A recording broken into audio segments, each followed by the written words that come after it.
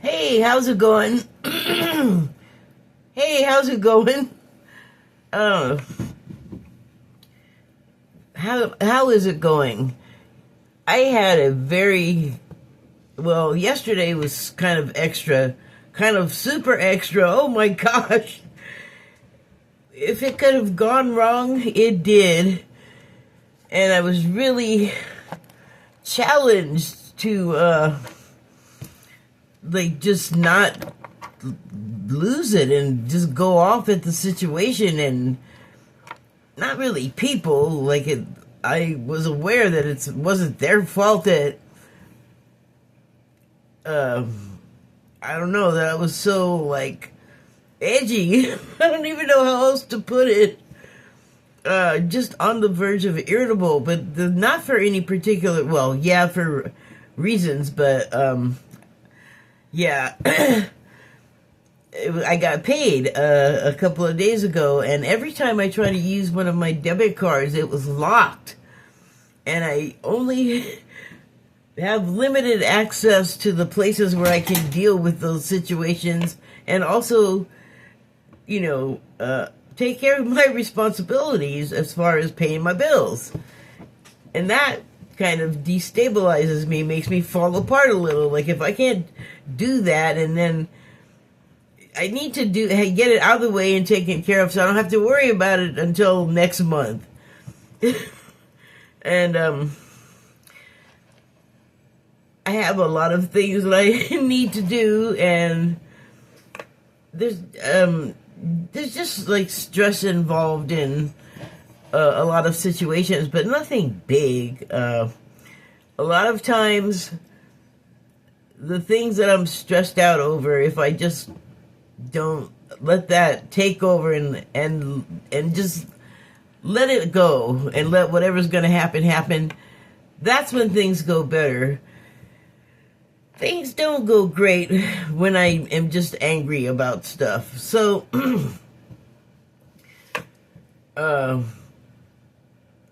it doesn't help that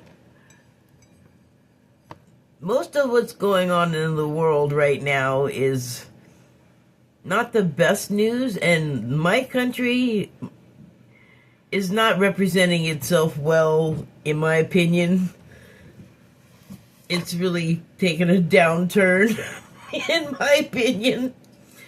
Ideologically, mainly, but that's a big deal. And then there are all these layers of subtext happening, like who's really running the country? Is it people actually in the government, or are they being advised by someone from outside of the government? Well, we just got news that the second answer is they're probably all true. Definitely the figurehead, the front man, is there, and he has stuff to say, and I mean, people are generally following him, but he's also being led, so there are so many things about that are not being talked about. It's so obvious that our leader is no longer like one of us, and no one's doing anything about it. And they are feeling more and more powerful and like they can do anything. Let me put it this way. Yesterday was June 6th, or June. I wish. January 6th. So that's not a great anniversary for us here. Well, I mean, depending on who you talk to, I guess, but to me it was the attempted use, like, it was a coup. They tried. Thank God we're I don't know, too dumb, whatever that was. It didn't work out, so, yay, but so close, though. It could have, and we're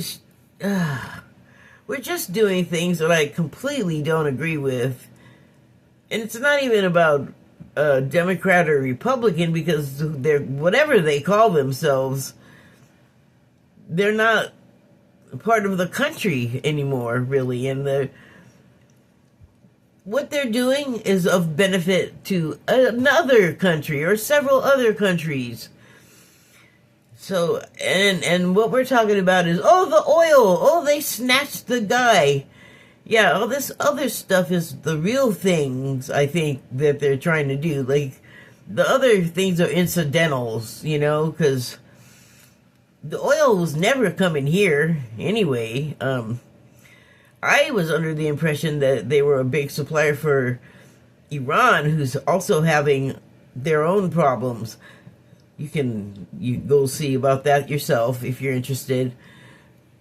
So the awareness of that is it's a little stressful. I mean,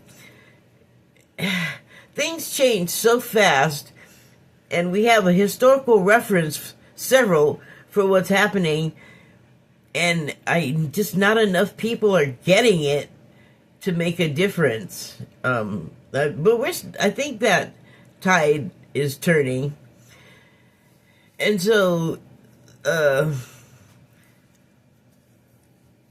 every day I can't wait to get done with whatever I'm doing outside of the house and just get back in here, and it's still safe in my house. Things still really were messing up. And I did have an explosion of emotion during the day and defied, I think, everything that I told my caregiver I wasn't. But I hope she understands why it happened. Like, it most certainly was not directed at her. She did get caught in, like, the fringe of it, because she tried to talk to me. Why do people try to talk to me when I'm really angry? It's like, especially if you don't know me, you know, on the wrong day, I could get mad at you for that. But this was not that day. I was completely aware of the pressures that were causing it. So, and, well, I mean, there's other things, so many other things that contributed to the pressure. And so I was gratified and then almost immediately regretful that I went on Blue Sky, because there's a whole other degree of stuff flying at you, and it could come from so many different sources that I don't necessarily want to mix with. I do a lot of blocking on there, I find. So, obviously I'm seeing things that I would rather not, and that does something to you, because you think about it, and a lot of times I don't want to go there. So, but one thing that buoyed me up a little, made me feel a little bit better, was someone else, all they said was, "Ooh, yesterday was rough, I was glad to get home," and they posted a couple of cats, which is always calming to me. Like, that, it's ridiculous. If I'm feeling really sketchy and crazy, a few seconds of cat videos just like switches on the serotonin or whatever the homemade opiate in my brain is, like, whatever it is. And I'm glad I know that. Pretty much anything that makes me laugh will kind of break that up. But another level to the stress was I only had a limited amount of time to get what I needed done. And the first thing took a really long time. It was like, here, but you got to do a whole bunch of other things first. And I'm like, oh my God, I don't have a whole bunch of other things time. Why are you doing this to me? So then I have to change my plan and my budget, which is not much to speak of.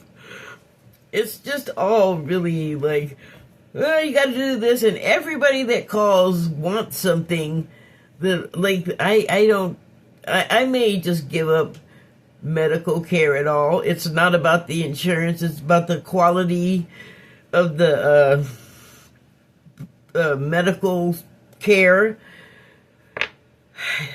I don't even want to talk about it, but I don't want to go do it anymore. I don't want to have appointments. I don't want to go talk to people. I can say that because nothing's wrong right now. Nothing's wrong that anyone can do anything about. So, I guess the reason why I'm saying all of that is that I can't have been the only one to have felt that. And I'm talking about people that are sensitive to these kinds of things and realize that they are sensitive to them and that it's more than just like the surface layer stuff that you're encountering and being seriously affected by. So, I guess I'm just saying more to come. This is only like the second day that I've been feeling energies this strong to where it's like a kind of a struggle to function normally. Like, people more sensitive than I'm so sorry. I didn't know. I had no idea what you go through. And you can't really talk about it because I don't think people understand. Even if you go through all of the explaining that I just did, I think they're just like, well, she's just like making excuses and blah, blah, blah. Like, a day in my shoes, pal. That's all I can say. So in that light, I pulled some cards, and boy did I get more than I anticipated, but here we go. So I pulled some Declarations of Mary Magdalene cards, and I got 3. So the first one says, you are your own church, for your kingdom is within you. So this refers, I think, to something Jesus has said about not having to be in a cathedral or a building to like worship and have companionship, camaraderie. It's all about like being together and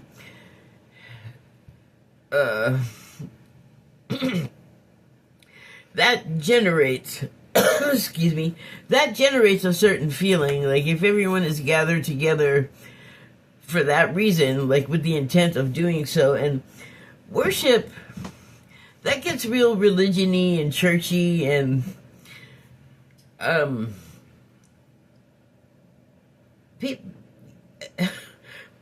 way that religion is done, like I'm not like a part of it. I was raised in it. I'm hyper aware of it, I guess you could say. Because a lot of the stuff that I was taught / indoctrinated as a result of being there and going to the church and the schools, some of it is coming back to me today and kind of making sense. But anyway, the church that I think, like, within you are your own church, for your kingdom is within you. That looked at in a more what is the word? The non-religious sense. Can't think of the word. Great.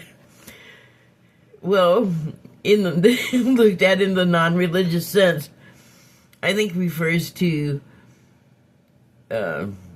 having all of that already inside you, like already living there, that people think and are sort of conditioned to believe that you need to go into a certain building and there has to be like a congregation of people, and there are like all these rules and behavior, and then you got like the guy in the costume with the little costumed acolytes doing the little procedures and rituals and ceremonies, and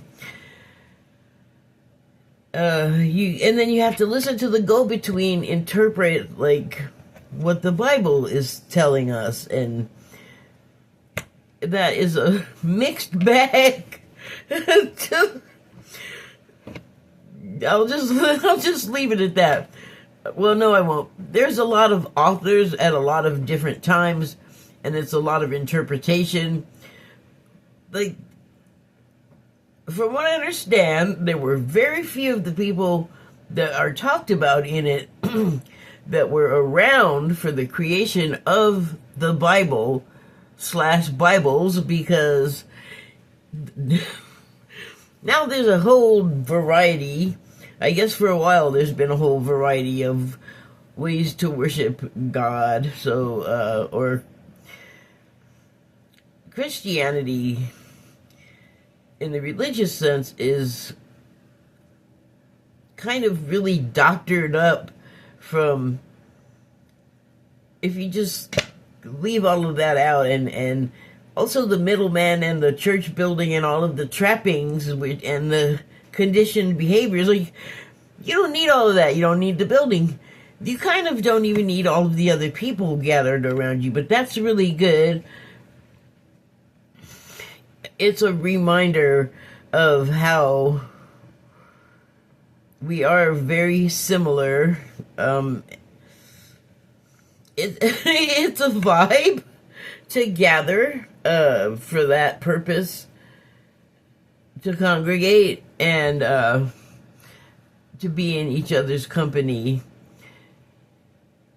to worship, if anything, our being. That is, I feel like, at the root of all of the religious stuff. And there's all this stuff between you and that piece of information, but it's never left you. It's always inside of us. It's always accessible. And so, I mean, meditation can get you there, or doing something that gets you in the zone, something that you enjoy doing, that takes you out of the world around you into a different place. That is the sensation that you are looking for when worshiping, if you're going to call it that. Because you're worshiping, like, our existence, the existence of everything that is around us, and yeah. Anyway, so the next card, and then so that was number 17, number 8. I don't know, I'm not going to do it because I don't want to take too much time, but you can look up 8, the spiritual significance of it, or the numerology. You know, have it your way. Take your pick. So this is the number 10 card. And it says, our greatest importance is to see the love of God within thyself, all others, and all things. Okay, so that's what I was just trying to say about the congregating together. In numbers, there's more power to the to the vibe, to generate the vibe. we'll just keep going with that. So the last one of these is the number 34 card, so that adds up to 7. You can do it. Love, it says, love is not to be used as power over another. Love is to be shared as the greatest existence of humankind for all things, seen and unseen, as one reflects that which thou art, as above, so below, as within, so without. Again, this touches on what I was saying about how, we gather together, and the vibe is love at its root. I believe Martin Luther King has said something like, love is the thing that's gonna, like, bring us all together and conquers all, or something like that. I might be getting that stuff all mixed up from different sources, but I have said it is like the hardest way for us to be, because I think it requires honesty and authenticity. Well, I don't know, I think you just, when you're feeling the love, when you're in that vibe, you just do it. That is your inclination. And, but when you are worshiping together with people as a group or one other, you are in the love state. You're in love. In the state of being of a love, like not in the romantic sense, more in the companionable sense or familial sense, which you can get from not necessarily your born to family. You know, we often do choose our other extended family members, and so they may not be from our, parental family group, but birds of a feather flock together, like minds find each other. Okay, so I have some Starseed Oracle cards, and let's see what's going on there. Okay, so the first... Oh, I guess I need that book. Excuse me. Ow. Oh. There we go. Oh, that's the other thing. I'm experiencing a hardcore ascension symptoms, I think, is why everything feels turned up to 11. As far as century as far as the sensory situation. The century.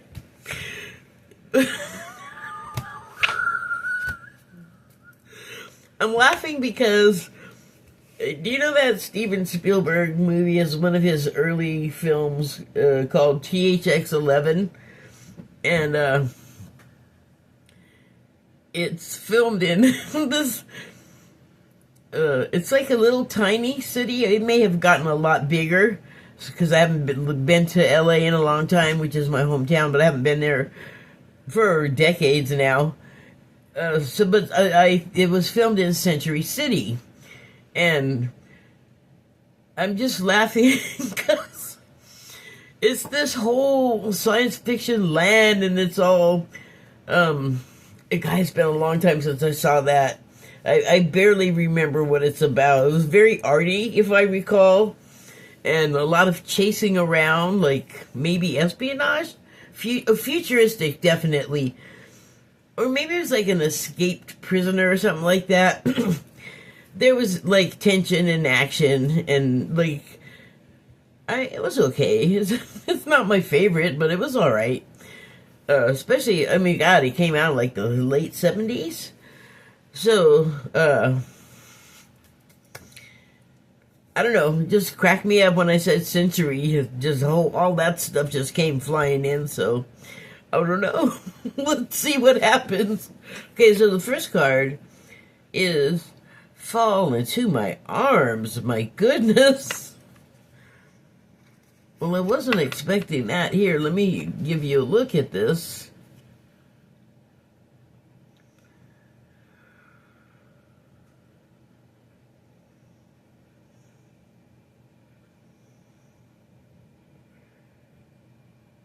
Wow. So, my vision has been really kooky lately. It takes a long time sometimes to look at something and see it as what I'm supposed to be seeing, as opposed to a whole bunch of other stuff. Like, I don't know if I'm having some sort of brain bleed or if it's pareidolia, but I see a little tiny Andy Sipowicz, who is a character from dang it, Cop Show. Cop Show with the kid from Saved by the Bell. Anyway, am I losing my mind? Well, different question. Can you see that? Little tiny Andy Sipowicz right there? What? Here, let me let you look. So anyway, I don't think that's the point. I'm gonna consult the manual. Hold on just a moment.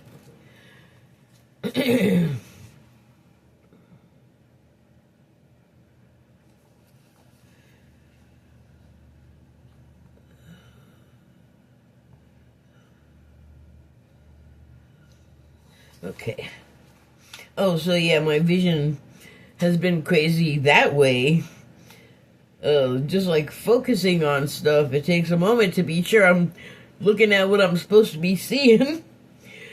And it's not really disturbing. It's just kind of curious. But my other vision, like the ability to see, like my visual prescription is messed up. It doesn't work anymore. I've outgrown it, I guess. Okay, so fall into my arms. Surrender. Holding the opposites. Extremes of life. So, in my last video, I was talking about something I've got sort of brewing in my head about walking in two worlds at the same time, kind of. And I don't know if this is like a good analogy, but the outside world, like outside of here, and going to the places where there are other people and I have to do things and you have to wait in line, and like everybody else is out there trying to do the same thing you're doing. Like they have to get business done, they have to get shopping done, you know, they got places to be, like maybe they got to hurry up and do that because they got kids or they have some other appointment. And it's just all feels sometimes like you can feel the energy of everybody like rushing and kind of like not really paying attention to their surroundings and maybe like being kind of short or just oblivious and like also in your way or something. And I'm so much more conscious of that than I used to be, and I think we're all feeling that as well. Ascension that ascension symptom. But then what is in my mind when it starts to get like hard or like irritating and I don't want to express those, although sometimes there's a build-up like there was yesterday, and it wasn't just yesterday and those things.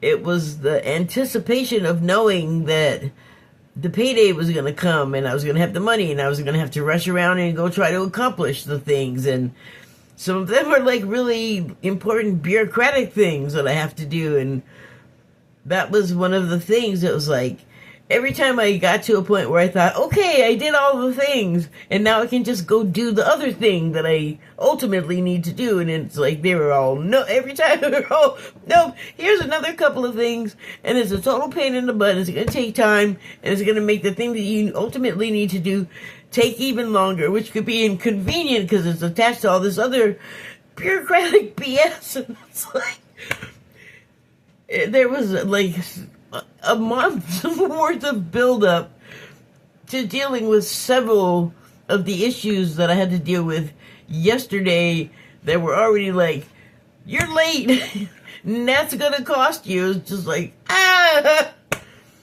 So, and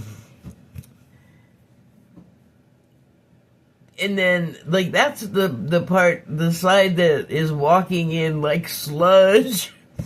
And it's like, oh, sometimes it's fun or interesting, but mainly it's just hard.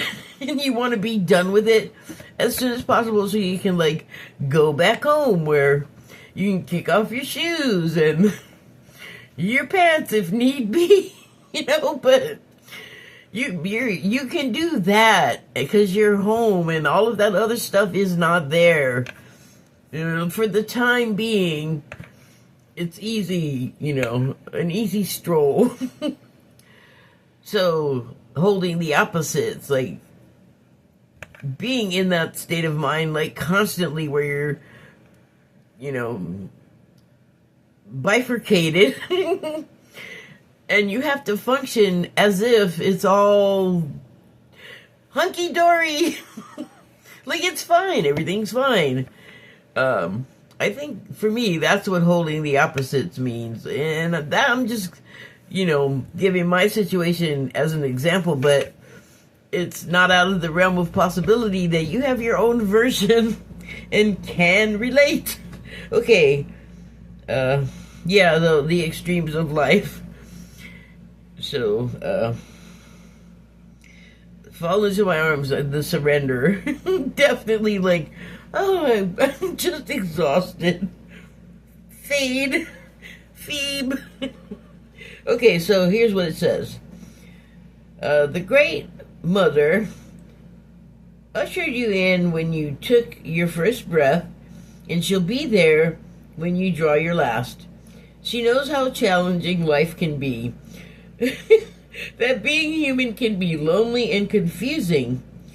That the polarity and separation, or not much separation in the polarity anymore. Maybe that's what it is. It's like the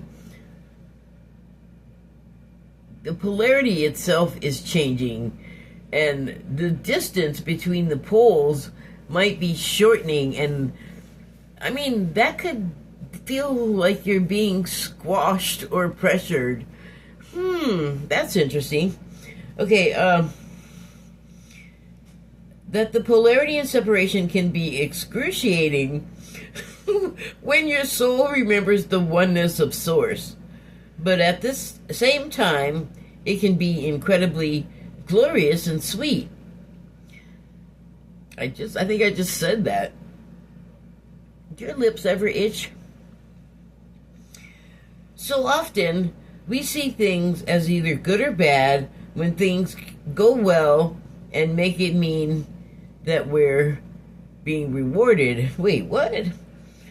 So often, we see things as either good or bad. When things go well, we make it mean that we're being rewarded. Oh, we do. That is what we make it mean. We've made it mean that. And when things are bad, then perhaps we've done something wrong. Okay. I'm just anticipating. Let's just see how it goes. However, we're all here to expand and grow, and it's through the extremes of life that we do exactly that. I thought they might be saying something else, which I may touch upon when I'm done here, if I remember.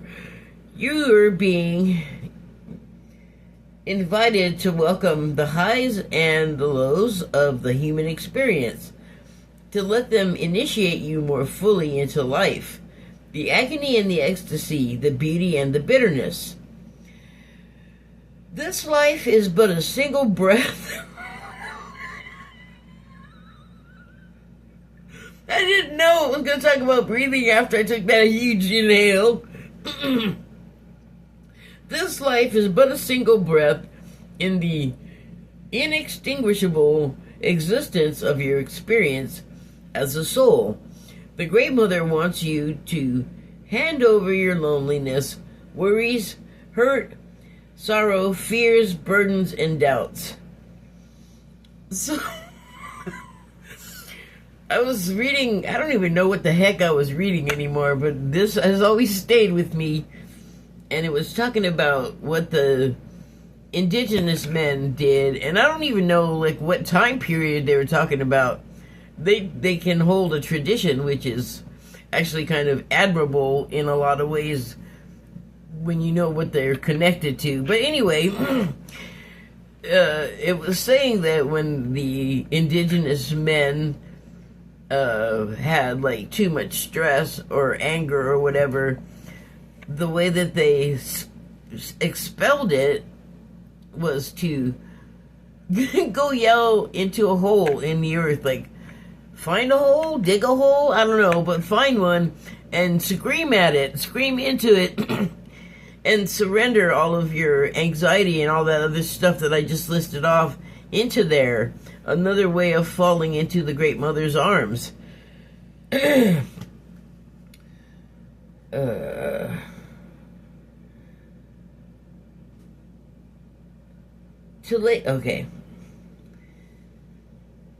Okay. Well, they all write these long ass sentences. Okay. This life is but a single breath in the inextinguishable existence of your experience as a soul.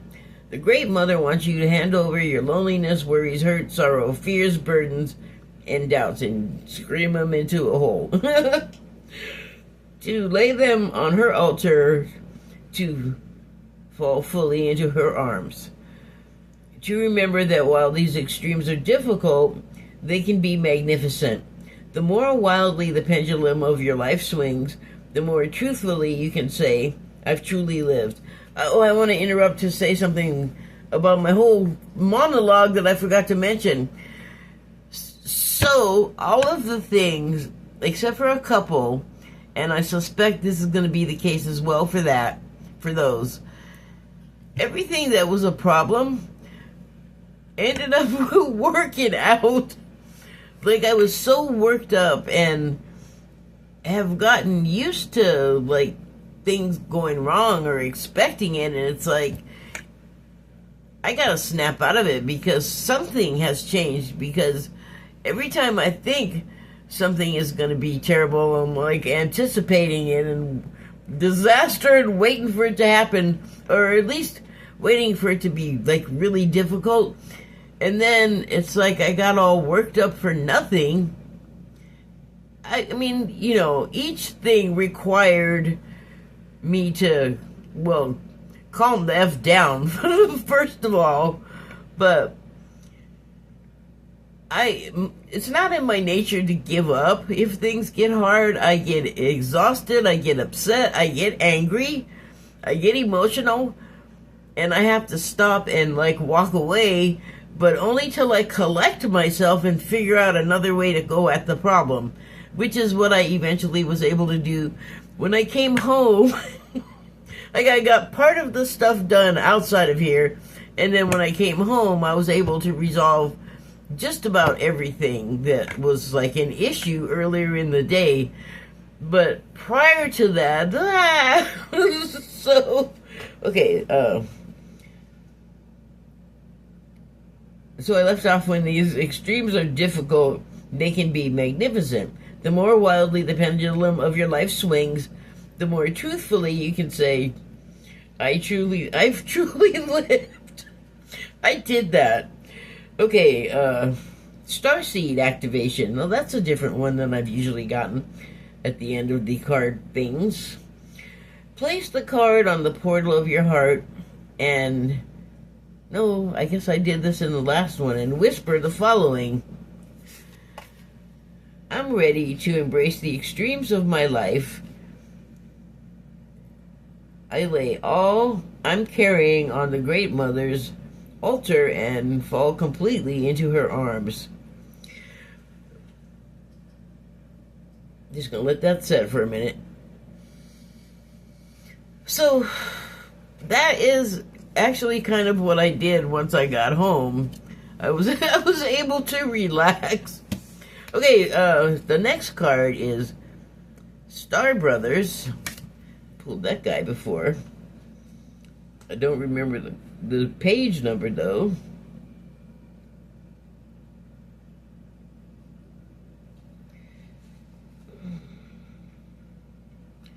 I have to refresh.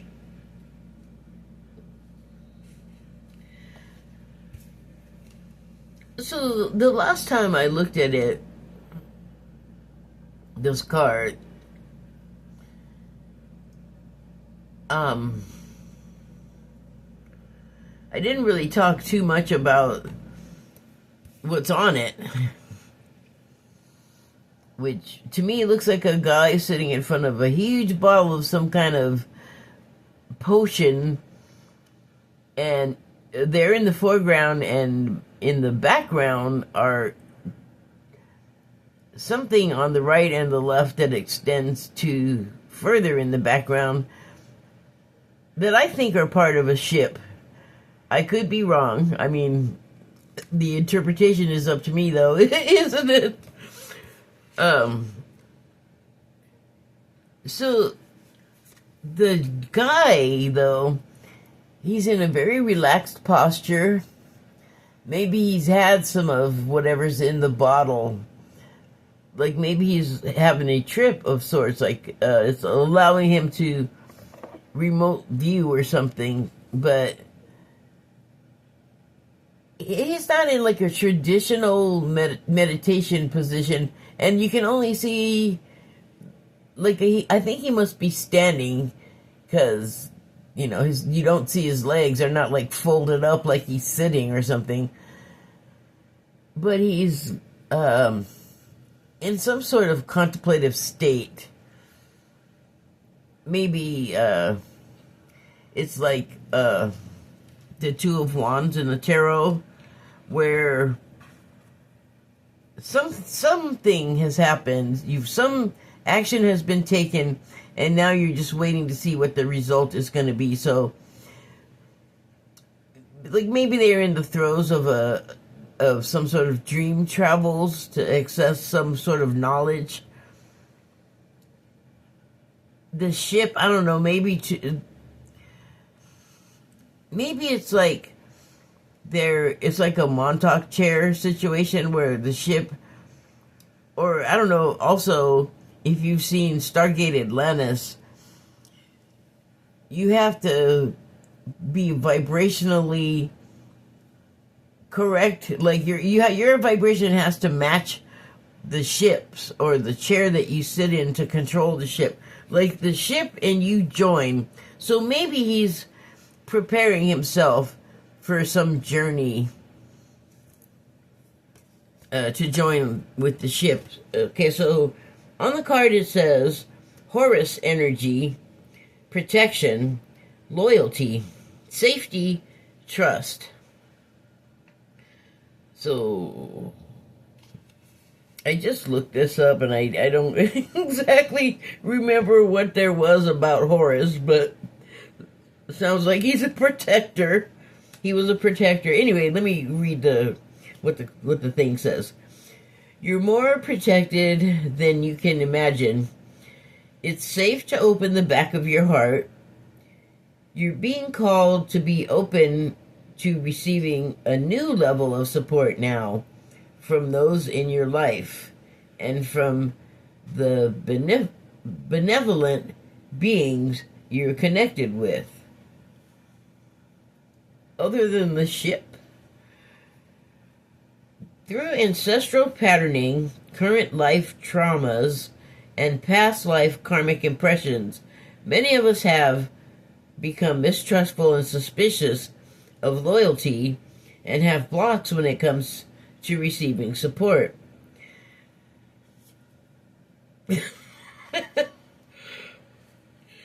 We've learned that we need to go at life alone, that it's not safe to let our guard down and our heart open. The world isn't a friendly place. I mean, these days, I can't argue with that. Maybe not on the same level, one-to-one, that the book is talking about, but I guess it's still one-to-one when it's you and everything else. Against everything else? Whatever. Possibly. I guess it depends on your mindset. The Star Brothers want you to have a new experience of life on Earth. They want you to feel deeply secure and safe, even if you're going through a difficult time. They want you to hand over your fears to them. Fall into their arms too, eh? To see them as opportunities to let in more love. Were you talking about love earlier? It is, it's so much more than we tend to think. Especially since Valentine's Day is approaching very soon. I already saw a whole display in the store yesterday of Valentine's candy. That is a superficial, manufactured, I feel like, holiday, or to the degree that it was a holiday. I'm pretty sure it wasn't about giving candy and making it a romantic day and jewelry companies hammering you about buying rings and stuff. That's kind of superficial. The kind of love I think they're talking about here is where you do something for a stranger for no reason other than you see that they have a need that you can fulfill, and you're not asking anything of them beyond allowing you to help them. The way you would for your child or your parent, or whoever you care about deeply. So it doesn't necessarily have to be romantic love. You can have great love for your pet, great love for a coworker, that you don't want to be slobbering on them. You just are like, this is the person that I trust with my whole heart. And let's say your window washers are on high rises or something. That's the person you want next to you on that very flimsy little contraption way up in the sky to hopefully grab you if, you for some reason start to fall. I mean, what you come up with the proper situation. So anyway, back to the manual. Okay. Through ancestral patterning, current life traumas, and past life traumas, impressions, many of us have, I already read that, become mistrustful and suspicious of loyalty and have blocks when it comes to receiving support. We've learned that we need to go at life alone, that it's not safe to let our guard down and our heart open. I've said it many times, whenever I do that, it's to the wrong person, and they like to use my little heart as a foot cleaner, shoe mat stepper honor. That is mainly my perception, however. Just want to put that out there. That the world isn't a friendly place. The Star Brothers want you to have a new experience of life on Earth. I already read that too. They want you to feel deeply secure and safe even if you're going through a difficult time. They want you to hand over your fears to them, to see them as opportunities to let in more love. They're guiding you to stay open to receiving a greater level of support than you can ever imagine, both in this world and beyond, to call in your team of loyal protectors and supporters, both physically and energetically. They want you to learn to soften through life's up and downs, and to learn to open your heart, especially when it most wants to harden. Okay, so how do you give technology love? Because that was the problem about just about everything. That's something we may have to be dealing with in the future as far as AI is concerned. And I don't mean AI girlfriend stuff. Not gonna go on another tangent. Starseed Soul Inquiry. How can you open yourself up to receiving more support? Personally, I have a terrible history with asking for help. I know that if I go on about it, it sounds like I'm whining and making things up, but I have a close friend that has seen it happen. For some reason, it rarely goes the way you would expect it to when I ask for help. So I have a tendency not to, and things can get really rough when you need help and you don't feel like you can ask for help.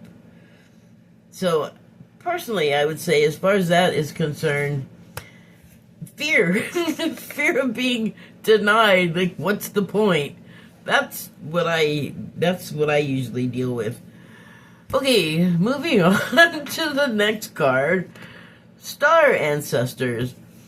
Before I move on, I just want to say, and so while all that was going on, I didn't think to ask for help from Help Me Jesus, or oh my God, help, what do I do now, or please guides. whoever's around me in my spiritual entourage. I never think of that in the moment. Like I have yet to do it once, I think. I just grind right through it. It's like it's not until later when I get home and I can relax a little bit that I realize that, yes, then I was like, it's a little late, but help. I can do it. Okay, so Star Brothers, Star Ancestors, speaking of asking for help, they're still around too, from what I understand, for the most part. So there's like spirits and beings that have been being around for millennia, and they're still hanging around and they want to talk to us. That's kind of mind-blowing. Little old us. So they left their mark on the land. And there's definitely wonders inside of these things that we haven't encountered collectively. There's been a lot of withholding. And that is irritating me less than it used to, because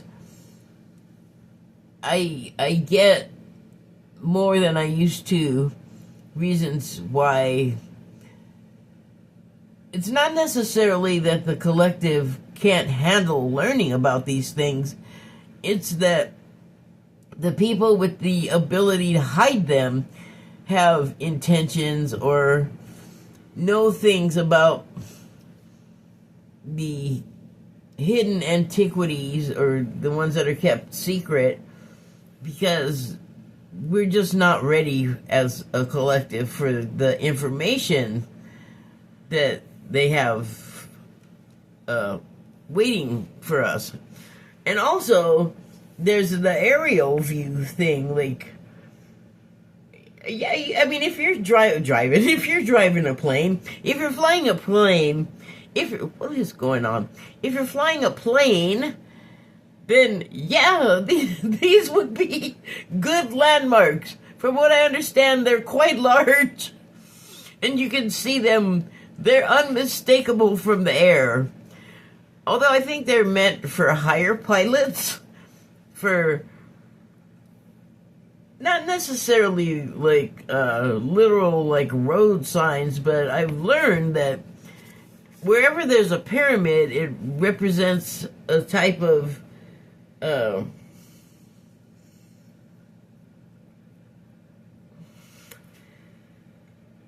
I want to say emotional energy, but that's not really the right word. Of course, the right word is going to escape me right now, but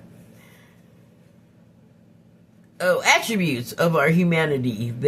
Each area where there's a pyramid built, I guess when you go there, they enhance that particular aspect. If whatever's inside of these things are accessed in the particular way that activates them, which could be, okay, I'm just getting this now, which could be like the Montauk chair situation, which is how I'm just always going to refer to a ship that's going to correspond with a pilot's energy, if it's even going to move at all. Anything else? Oh. Okay. I'm going to show you this. Hey, calm down there. I don't know if this is something that you will see, but I just saw an astronaut. See, space helmet, arm reaching, body sort of disappearing into the cloud, or they have some really skinny legs, which could be, I read this science fiction story years ago about a human colony in space, and because they lived in the non-gravity situation, everybody's limbs were everything, their limbs, their extremities, they just became elongated, like stretched out. So yeah, maybe skinny legs. Oh. They have a front butt. A flat one must be the spacesuit. Okay, so the next card is A New Earth. So I feel like that's what all of the situations that are happening are kind of about, is the Earth is changing, and that includes us, the inhabitants, and it's often when I see a video talking about it, it's likened to childbirth or giving birth. So months of discomfort, and you're constantly worried about what's going to happen to this life inside of me. Is it going to make it all the way to being a life? And am I going to have enough, whatever the little life needs for whatever? And, are me and the little life going to have a place to live? Or is the little life father going to be a participant? Is the little life's family going to try to, just whatever pregnant people worry about. Oh, okay, it's the first one. I'll figure it out eventually. Oh, great. Now I have to go to the bathroom. Oh, joy. Okay, here it is. So on the card it says, "It's happening. Keep holding the vision." Well, that's, I think, part of holding the extremes, holding the vision as well. That's why you're holding the extremes, because we're aware, starseeds and lightworkers and others, that this change is occurring, that's it's happening right now, and a lot of us are aware of it. And then we have all of the information too from the various sources that are telling you that we're going through this birthing season. So we may be at the tail end of still being pregnant and labor pains. If you know at all how the process of giving birth works, and I'm not saying that I know everything. I don't. I've never done it. But I feel like it is a process where your body eventually squeezes out and ejects the child, the infant, when their body is ready for meeting the world. So there's a reason an infant isn't born before 9 months. And it's not a good thing, generally. You want the incubation period to all be inside, and if all goes well, you want all to go well with your health, with the infant's health, with the mother's health. Everyone is concerned about this. So, okay, keep holding the vision. While you're pregnant and just wondering, think positive. Hold that positive thought. Okay, so here's what it says about the card. Don't give up now. You're closer than you think. You're almost crowning. I know it's hard to hold the frequency of a new age. Is that what that is? It's hard to hold the frequency? I guess that makes sense. Of a new age, when it feels as if so much is crumbling and so many are losing faith. This is your sign that you're facing the right direction. You have a great gift of being able to see the potential of things before they exist. Tend to the new seeds. Dream them into existence. Don't lose faith now. Keep your focus fixed. Planting new seeds and bringing about a shift of the ages is no mean feat. It requires extreme trust and a radical vision. If you pull this card, it's a reminder to have faith. You chose to be here, to be part of this global shift.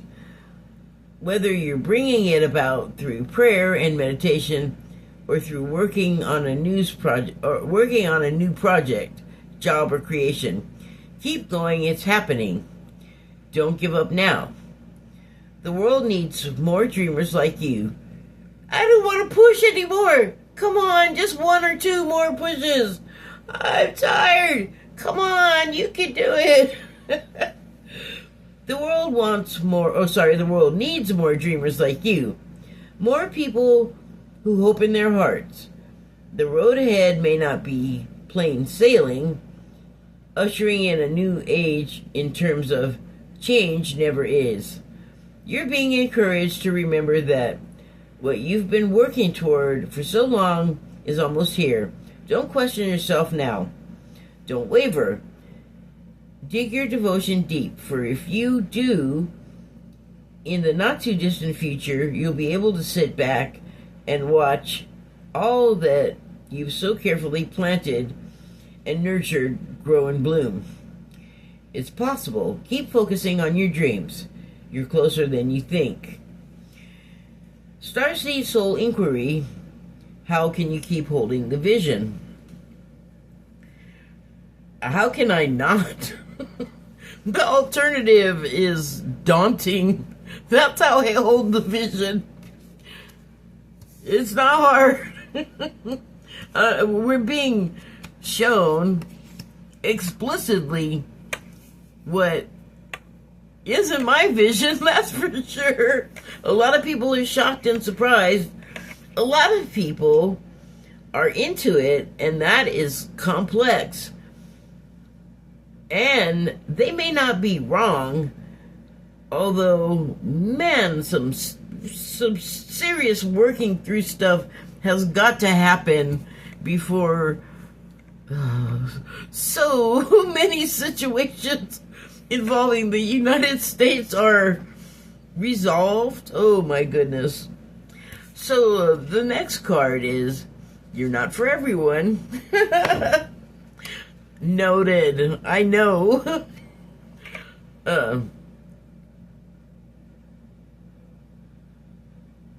What the?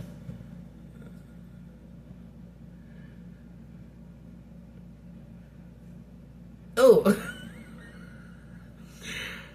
There's that thing where I'm looking right at something and it makes no sense. So, do you see this figure with a very long cloak in the wind standing on this promontory?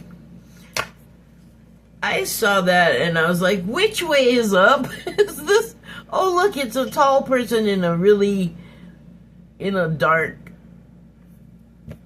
I don't know, desert outfit. No, it's this way. Wait, is it? Yep, it's that way. There's the person, actually. Okay, so you're not for everyone. Let's see what that has to say. That particularly resonates with me. I've definitely had a conversation with others about myself, and that came up out of my mouth and then out of other mouths, unsolicited by me. Okay.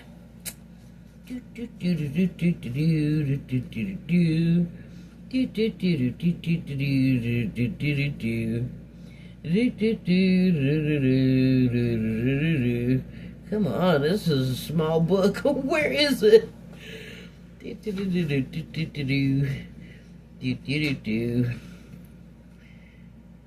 God, really? I did all of that for nothing. It was right here.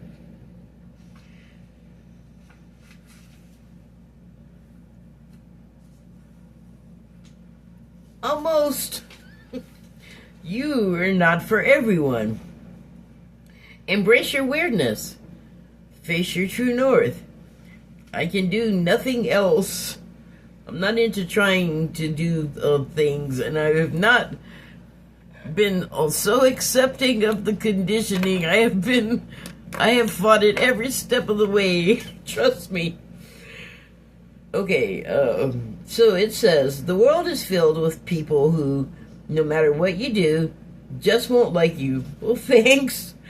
I know. But it's also filled with those who will love you fiercely. They are your people. You're not for everyone, and that's okay. Talk to the people who can hear you.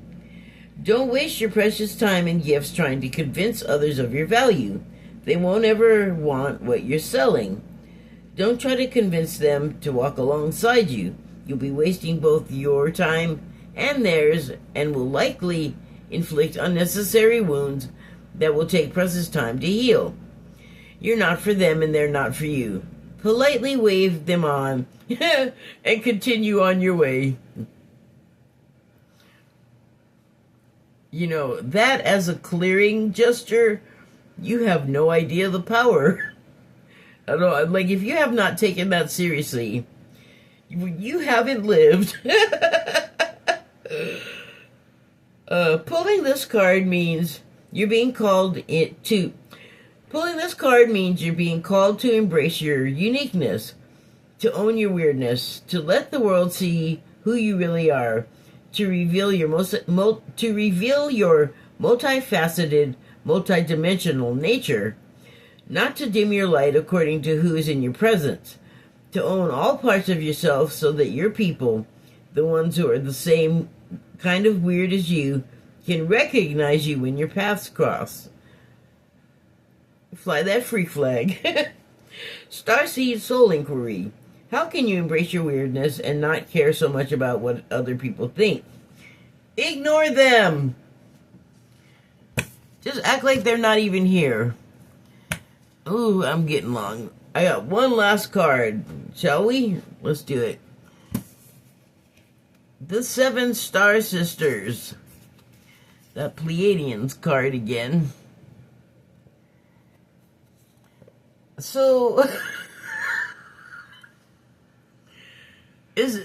I have talked about this before, but also with this new thing with my vision.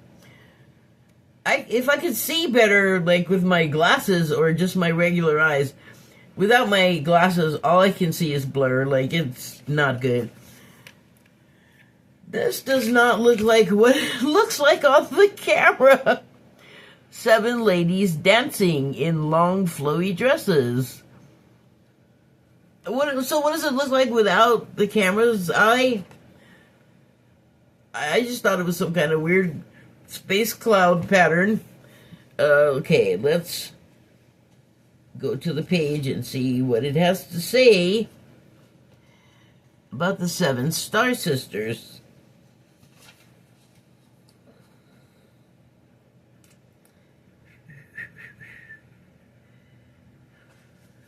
Something just went by. What was that?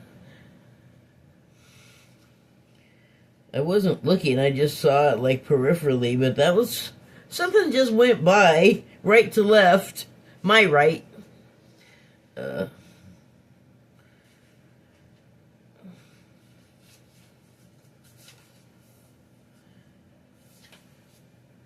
Okay. On the card it says, Birthing Creations.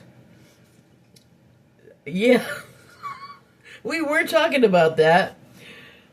Tapestry of Life expression.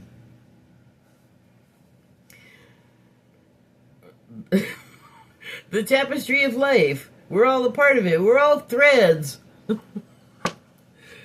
in the tapestry.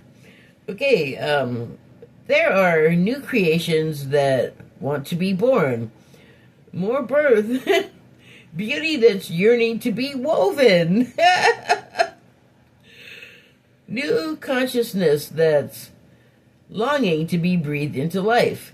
If you draw this card, you're being called to surrender to these creations. Just fall into their arms. I'm sensing a theme.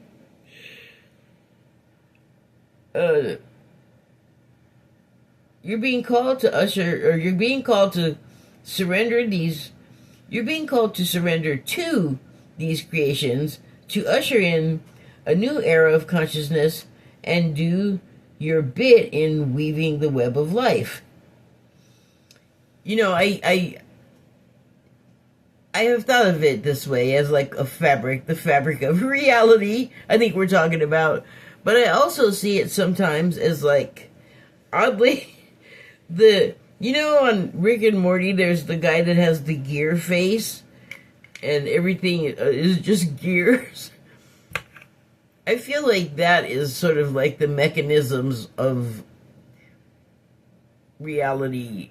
Like every cog turning activates a something, and then maybe it's like a Rube Goldberg type situation in my brain that doesn't really know how to build things. But I just feel like there's all these turning gears, and the whole thing is turning also. And is there an axis? Is there an up or down? I don't know. Maybe. I feel like I can't read it except for it's like a churn of motion and activity. And oh God, why am I getting dizzy? I don't know. It's like the movement engine. It's the movement engine of reality. Okay. Where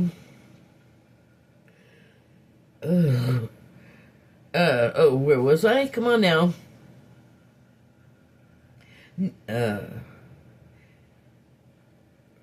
If you draw this card, you're being called to surrender to these creations, to usher in a new era of consciousness and do your bit in weaving the web of life. This is the card of the artist and the midwife. You're being called to ponder questions. What wants to be birthed through you? The new creations are whispering in your ear. What beauty are you being called to make? Creativity and intuition come from the same sacred place. They occur when we find ourselves flowing with the rest of life. Earth is renowned as a planet of manifestation and creativity, and yet so many of us have forgotten how to create. Somewhere along the way, we stopped seeing ourselves as artists, as creatives, as poets. Yet to be human is to be creative. Creativity is part of your nature. Perhaps you're being called to surrender to a creative project, such as a new business or book. Or perhaps you're being called to weave beauty in your home or in the way you cook. Regardless of the end result, you're being called to express yourself through your creativity, to surrender to the creative projects that both scare and excite you, to find a way to weave beauty back into everyday life. For where there's creativity, spirit and soul are present, and the world needs those qualities now more than before, more than ever before. I messed that up too. And the world needs those qualities more now than ever before. There. The Starseed Soul Inquiry. What new creations are you being called to birth? Shut up, my book. It's written. I just have to get it out of the notebook and do a bunch of other stuff in order to sell it so nobody else can steal my idea is not that original.